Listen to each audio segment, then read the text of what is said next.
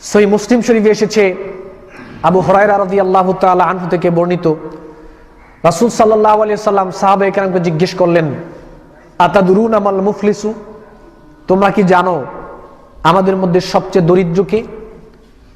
সাহাবায়ে কেরাম বলল, আল মুফলিসু ফিনা মান লা দিরহাম লাহু ওয়ালা মাতা।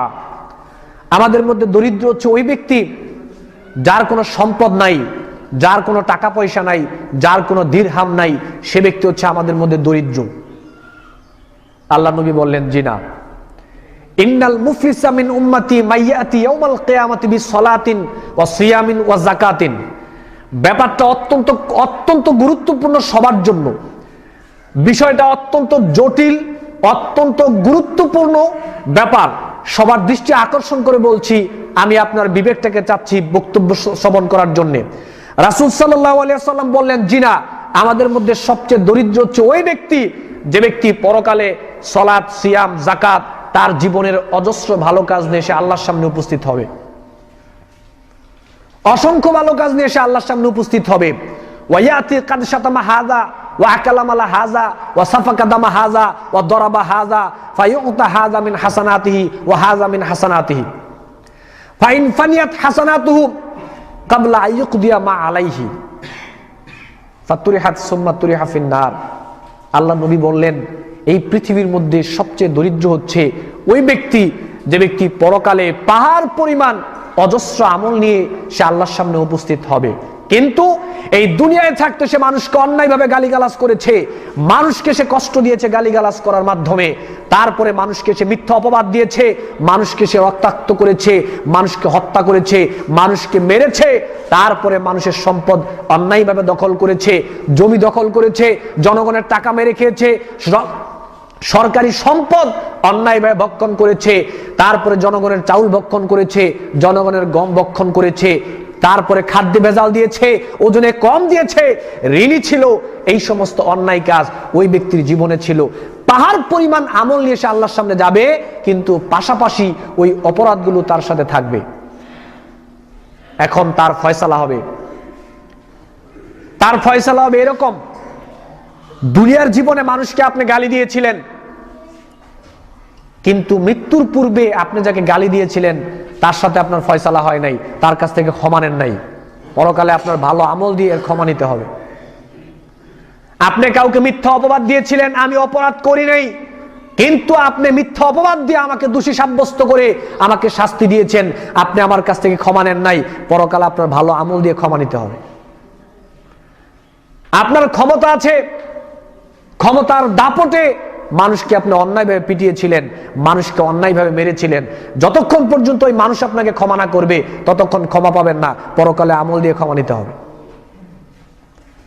ক্ষমতার দাপটে টাকার গরমে আপনি একটা রিকশাওয়ালাকে মেরেছিলেন, এই রিকশাওয়ালা যতদিন পর্যন্ত আপনাকে মাফ না করবে ততদিন আল্লাহ মাফ করবে না, পরকালে রিকশাওয়ালার কাছ থেকে ক্ষমা নিতে হবে আপনার ভালো আমল দিয়ে, ভালো আমল দিয়ে এগুলোর পরিশোধ করতে হবে। আপনি অন্যায় করেছেন, রাষ্ট্রীয় সম্পদ অন্যায়ভাবে আপনি ভক্ষণ করেছেন, রাষ্ট্রীয় সম্পদ আপনি ভক্ষণ করলেন কেন? মুসলিম শরীফে এসেছে, আল্লাহ নবী বলেছেন, মানিকতাতা হাত্তা ইমরিন মুসলিমিন বিয়ামিনিহি ফাকাদ আওজাবাল্লাহু লাহুন নার ওয়া হাররামা আলাইহিল জান্নাহ। মিথ্যা শপথ করার মাধ্যমে যারা রাষ্ট্রীয় সম্পদ ভক্ষণ করবে, মিথ্যা শপথ করার মাধ্যমে একজন মুসলিম আরেকজন মুসলিমের সম্পদ যদি ভক্ষণ করে, জমি দখল করে অন্যায়ভাবে, আল্লাহর নবী বলেছেন তার জন্য জান্নাত হারাম, তার থাকার জায়গা জাহান্নাম। সাহাবায়ে কেরাম জিজ্ঞেস করলো, ফাকালা রাজুলুন ইয়া রাসূলুল্লাহ ওয়া ইন কানা শাইআন ইয়াসিরান, যদি সামান্য সম্পদ, সামান্য একটা জিনিস হয় তারপরও? আল্লাহ নবী বললেন, ওয়া ইন কানা কাদিবাম মিন আরাবিন, একটা পিলু গাছের শিখ, পিলু গাছের শাখা, এটাও যদি আপনি অন্যায়ভাবে মিথ্যা শপথ করার মাধ্যমে আত্মসাৎ করেন, তারপর আপনার থাকার জায়গা জাহান্নাম, জান্নাত হারাম।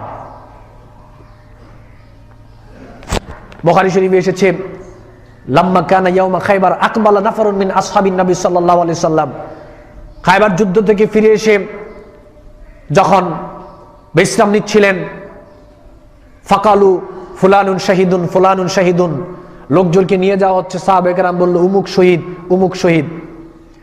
সুম্মা মাররা রাজুলুন আখার, অতঃপর আরেকজন লোককে নিয়ে যাওয়ার পরে সাহাবায়ে কেরাম বলল ফুলানুন শাহিদুন, ওই লোকটা শহীদ। সাহাবায়ে কেরাম সার্টিফিকেট দিচ্ছেন ওই লোকটা শহীদ, শহীদ মানে জান্নাতি। আল্লাহ নবী বললেন কাল্লা, কখনো নয়, ইন্নী রাআইতুহু ফিন নার, আমি তো দেখলাম সে জাহান্নামে গেল, ফি বুরদাতিন গাল্লাহা আও আবা। রাষ্ট্রীয় একটা সম্পদ চাদর, রাষ্ট্রীয় একটা সম্পদ চাদর সে অন্যায়ভাবে আত্মসাৎ করেছে। এই একটা সম্পদ শুধু চাদর অন্যায়ভাবে আত্মসাৎ করার কারণে সে জাহান্নামে গেল, অথচ আল্লাহর নবীর সাথে যুদ্ধের ময়দানে সে শহীদ হয়েছে। শহীদ হওয়ার পরেও রাষ্ট্রীয় একটা সম্পদ আত্মসাৎ করার কারণে আল্লাহর নবী সার্টিফিকেট দিয়েছেন লোকটা জাহান্নামে গেছে। হাদিস বুখারী মুসলিমের। ইন্না রিজালান ইয়াতাখাওয়াদুনা ফি মালিল্লাহি বিগাইরি হাক্কিন ফালাহুমুন নার ইয়াউমাল কিয়ামাহ। বুখারী মুসলিম শরীফে এসেছে আল্লাহর নবী বলেছেন, রাষ্ট্রীয় সামান্য সম্পদ যদি কেউ আত্মসাৎ করে, পরকালে তার থাকার জায়গা জাহান্নাম। তার জীবনে যত আমল থাকুক তাতে আসা যায় না। রাস্তার টাকা 1 টাকা যদি আপনার পেটে যায়, 1 টাকা যদি রাস্তার আপনার পেটে যায়, জনগণের একটা চাউল, একটা গম, রাষ্ট্রের সামান্য পরিমাণ সম্পদ যদি আপনার পেটে গিয়ে থাকে, আপনি আজকে মক্কায় চলে যান, আপনি এখন মক্কায় চলে যান, মৃত্যুর আগ পর্যন্ত মক্কা থেকে আর আসবেন না। আপনি মক্কায় ইবাদত করবেন। আজ থেকে শুরু করুন তাহাজ্জুদের সালাত আদায় করা, মৃত্যুর আগ পর্যন্ত আপনি তাহাজ্জুদের সালাত আর ছাড়বেন না। দেখি আপনার মক্কার ইবাদত আর তাহাজ্জুদের সালাত রাষ্ট্রের সম্পদ আত্মসাৎ করার গুনাহটা ক্ষমা করাইতে পারেনি। আপনি আজকে মক্কায় চলে যান, আপনি আর আসবেন না। আজ থেকে শুরু করুন তাহাজ্জুদের সালাত। রাষ্ট্রীয় সম্পদ 1 টাকা বক্ষণ করলে রাষ্ট্রের সমস্ত জনগণ যেই পর্যন্ত আপনাকে ক্ষমা না করবে, মক্কার ইবাদত আর তাহাজ্জুদের সালাত, এমনকি আল্লাহ নিজেও আপনার অপরাধ ক্ষমা করবেন না রাষ্ট্রের জনগণ যে পর্যন্ত আপনার অপরাধ ক্ষমা না করবে। আপনি কেন তাদের হক নষ্ট করলেন? কেন বক্ষণ করলেন? এত সোজা না ব্যাপারটা?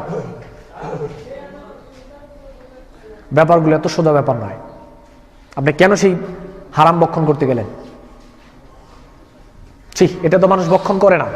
গরিবের হক, রাষ্ট্রের জনগণের হক আপনি বক্ষণ করতে গেলেন কেন? রাষ্ট্রের সম্পদ নষ্ট করতে গেলেন কেন? না, পরকালে তো মুক্তি পাবেন না। আল্লাহ নবী বলেছেন, আমি বলছি না তো, আমি তো আপনাকে কষ্ট দেওয়ার জন্য বলছি না, আমি আপনাকে বাঁচানোর জন্য বলছি। আপনি এখন থেকে শুরু করে মৃত্যুর আগ পর্যন্ত যদি তাহাজ্জুদের সালাত আদায় করেন, এখন থেকে শুরু করে মৃত্যুর আগ পর্যন্ত যদি তাহাজ্জুদের সালাত আদায় করেন, আজ থেকে শুরু করে মক্কায় গিয়ে যদি মক্কার ইবাদত একসাথে মৃত্যুর আগ পর্যন্ত করেন, তারপরে এই সম্পদ বক্ষণের অপরাধ ক্ষমা হবে না রাষ্ট্রের জনগণ যে পর্যন্ত আপনাকে ক্ষমা না করবে। অত্যন্ত জটিল একটা ব্যাপার, অত্যন্ত কঠিন একটা বিষয়। এর নাম হচ্ছে প্রকৃত দরিদ্র।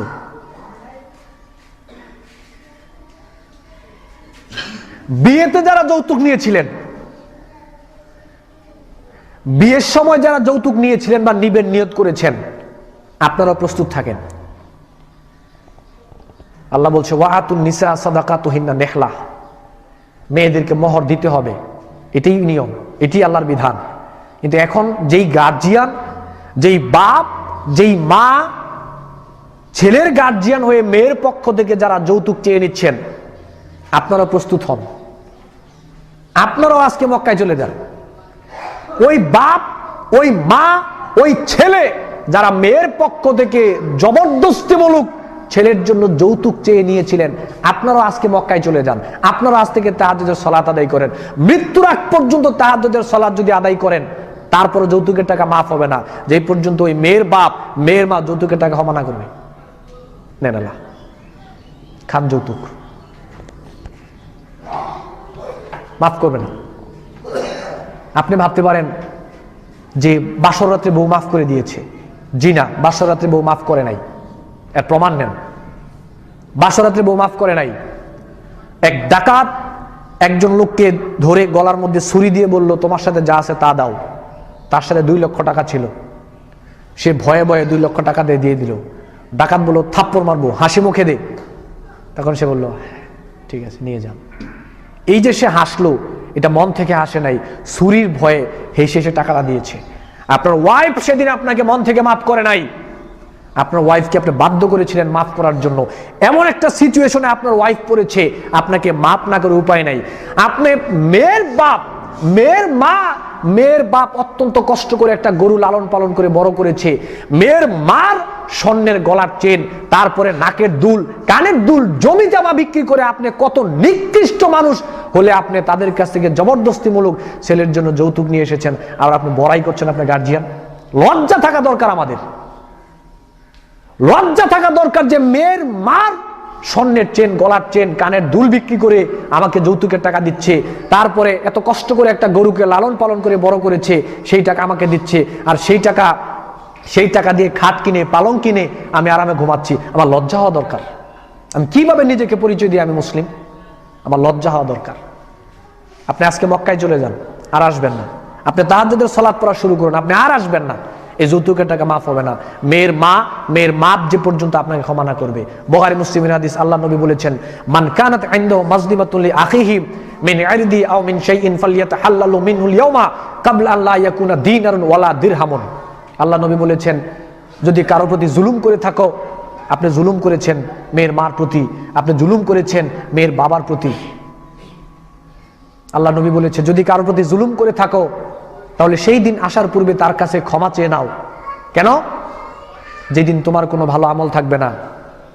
ইন কানা লাহু আমালুন সালিহুন উখিযা মিনহু বিকাদরি মাজলিমাতিহি। যদি তোমার ওই দিন ভালো আমল দিয়ে নিজের যৌতুকের টাকাকে পরিশোধ করতে হবে। যদি নিজের ভালো আমল না থাকে, তাহলে তার পাপ তোমার কাঁধে নিয়ে যৌতুকের টাকা পরিশোধ করতে হবে। বুখারী মুসলিমের হাদিস। এখন আপনি সিদ্ধান্ত নেন, যে সকল গার্জিয়ান আছেন, ছেলেদেরকে যৌতুক নিয়ে যারা বিবাহ করিয়েছেন, জবরদস্তিমূলক সিদ্ধান্ত নিয়েছেন, আপনারা এখন চিন্তা ভাবনা করেন কি করবেন। এই যৌতুকের টাকা মাফ হবে না যে পর্যন্ত ওই আপনার বিয়াই, মেয়ের বাপ যে পর্যন্ত আপনাকে মন থেকে ক্ষমা না করবে, ততক্ষণ যৌতুকের টাকা ক্ষমা হবে না। এখন চিন্তা করেন ক্ষমা নিবেন কি নিবেন না? নিতেই হবে ক্ষমা। ভাবেন আপনি।